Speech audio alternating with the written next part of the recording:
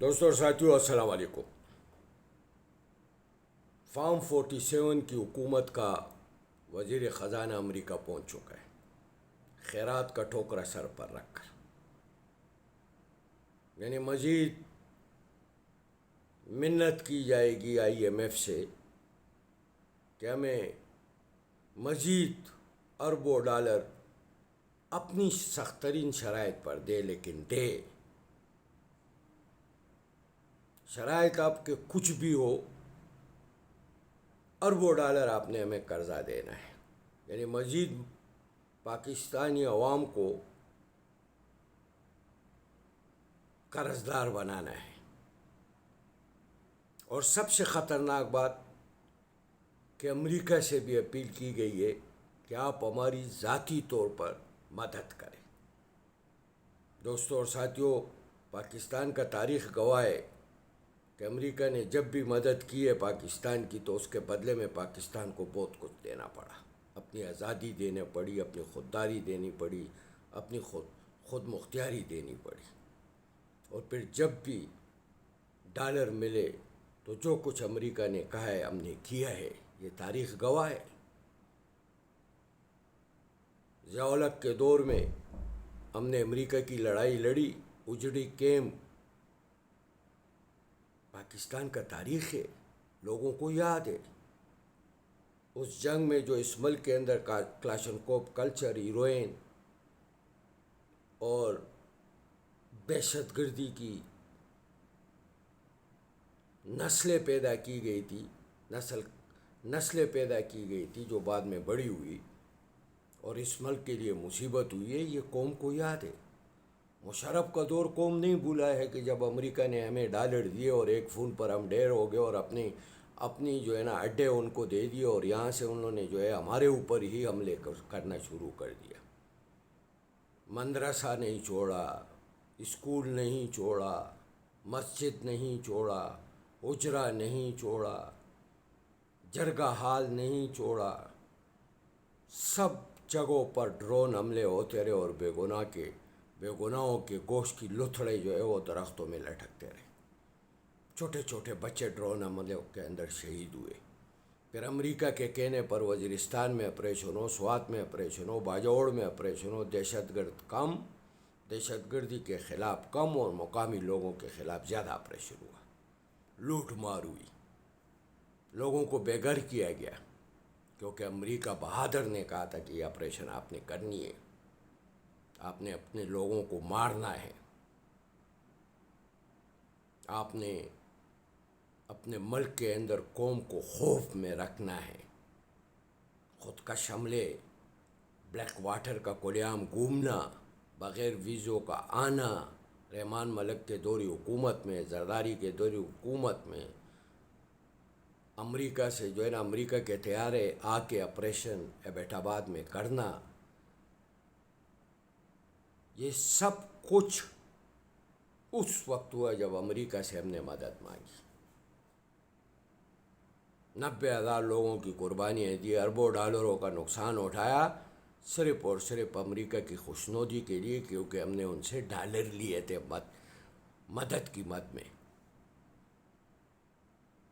دوستوں اور ساتھیوں، بات اقتدار کی نہیں ہے، بات اختیار کی نہیں ہے، بات ہے پاکستان کی بقا اور سلامتی کی۔ آج پاکستان کی باغ دوڑ جن کے ہاتھوں میں ہے وہ ڈاکو ہے۔ اس نے اس ملک کے خزانوں کو بے دردی سے لوٹا ہے، اور یہ ہماری ملک کی اسٹیبلشمنٹ جس نے ان چور و ڈاکوؤں کو قوم کے اوپر مسلط کیا ہے، یہ اسٹیبلشمنٹ آج سے 4 سال پہلے ان کو ڈاکو کہتی تھی۔ صحافیوں کو بلا کے بریفنگ دی جاتی تھی، ثبوتیں دی جاتی تھی، ٹیٹیوں کی، رسیدوں کی، یہ ساری ثبوتیں دی جاتی تھی، اور ان کے خلاف باقاعدہ طور پر مقدمات دائر کرتی تھی، اور یہ سمجھتی تھی اور کہتی تھی کہ یہ ملک کی بقا اور سلامتی کے لیے یہ خطرے ہیں۔ میمو گیٹ کا ہونا، ڈان لیکس کا ہونا اور انہی پارٹیوں کو دوبارہ مسلط کرانا، اس سے واضح پیغام ملتا ہے کہ اس ملک کی بقا اور سلامتی خطرے میں ہے۔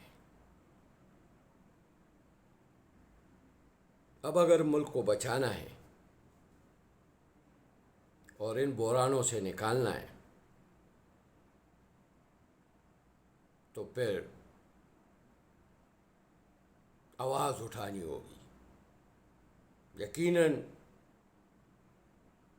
قوم کو مہنگائی کے بوجھ تلے دبا دیا گیا۔ قوم کو وہ پیٹرول جو 150 کا عمران خان صاحب کی حکومت میں ملتا تھا، وہ آج 300 کا مل رہا ہے۔ مہنگائی 2% اس 2 سال میں بڑھ چکی ہے۔ اس بات کو ہم اچھی طریقے سے جانتے ہیں، اور یہ بھی ایک ان کی سازش ہے کہ قوم کو مہنگائی اور بے روزگاری کے طوفان میں دھکیل دو کہ وہ ان سے لڑتی رہے اور ہم پاکستان کی بقا اور سلامتی پر کھیلتے رہے، سودا بازیاں کرتے رہے اور اس کے بدلے میں بین الاقوامی قوتوں سے ڈالر حاصل کرتے رہے۔ یقیناً یہ بھی ایک سازشی منصوبہ ہے اس قوم اور اس ملک کے خلاف، لیکن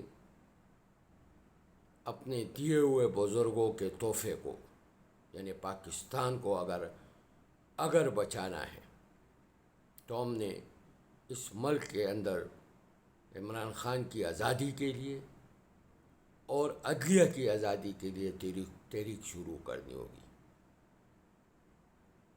انتظار نہیں کرو کسی وکیل کا، کسی سیاسی ورکر کا، ہر سطح پر احتجاج شروع کرو، ہر سطح پر، سوشل میڈیا کے اوپر، اپنے اداروں کے اندر، اپنے کاروبار کے اندر، ہر سطح پر جو ہے اس آواز کو اٹھاؤ کہ اس ملک کی بقا اور سلامتی کو خطرہ ہے۔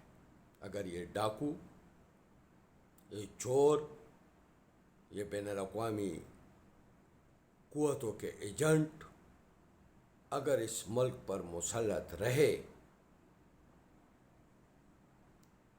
تو ہماری آنے والی نسلیں اس موجودہ پاکستان کو نہیں دیکھ سکے گی۔ میں ایک سیاسی ورکر ہوں، بہت بڑی بات کر رہا ہوں، لیکن جو صورتحال بحیثیت سیاسی ورکر میں دیکھ رہا ہوں، مجھے صاف نظر آ رہا ہے کہ اگر وہ شخص جو جیل کے اندر بند ہے، جس نے اس قوم کو ایک مضبوط قوم بنا دیا، یعنی ایک بٹی ہوئی قوم کو یکجا کر کے ایک پاکستانی قوم بنا دیا، اگر اس شخص کو آزاد نہیں کرایا گیا، اس کو جیل سے باہر نہیں نکالا گیا، تو خدا نخواستہ دیر نہ ہو جائے۔ بہت شکریہ دوستوں اور ساتھیوں۔